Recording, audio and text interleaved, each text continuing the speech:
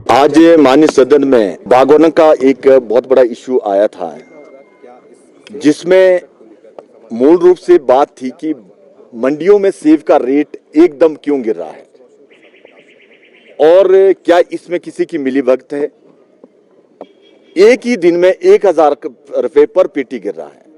उस पर हमने सरकार से, जो कांग्रेस की सरकार हिमाचल प्रदेश में है, उनसे कहा कि आपने वायदा किया था बागवानों से अपनी 10 गारंटी में कि सेब का रेट बागवान तय करेंगे, पर यहां तो सब कुछ उल्टा हो रहा है।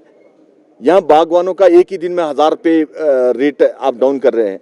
और आपने वायदा किया था कि सेब जैसे हमारी गवर्नमेंट में बिकता था, पहले हमारे गड से बिकता था। गड और दर में आपको क्लियर मैं समझाता हूं। गड का मतलब है एक्स्ट्रा स्मॉल से लेकर एक्स्ट्रा लार्ज तक, small, medium, large, extra large तक एक ही रेट में। हाँ, ये एक ही रेट में बिकता था।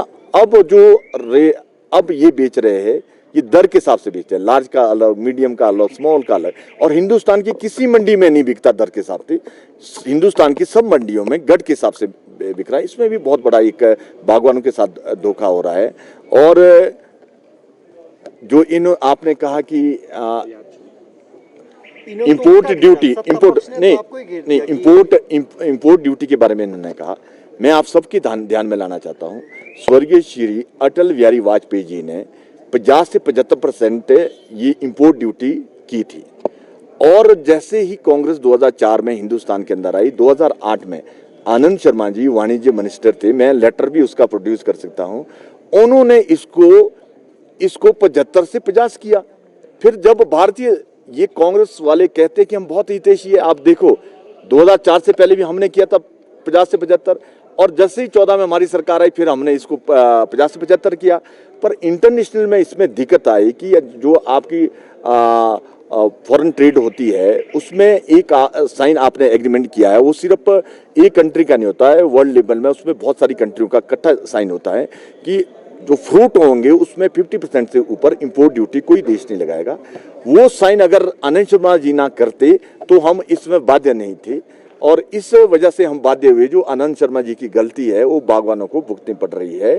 और हमने आदरणीय श्री नरेंद्र मोदी जी से और देश की सरकार से, प्रदेश के भारतीय जनता पार्टी के विधायक दल मिलेंगे और ये सारी बातें उनको बताएंगे कि हमारे बागवानों को बहुत सारी दिक्कतें आ रही है।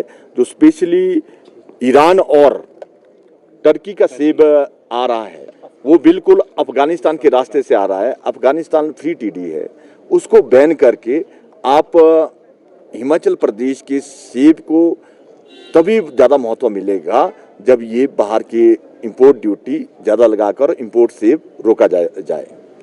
पर ये एक एलिगेशन है कि एक दूसरे के ऊपर लगाना।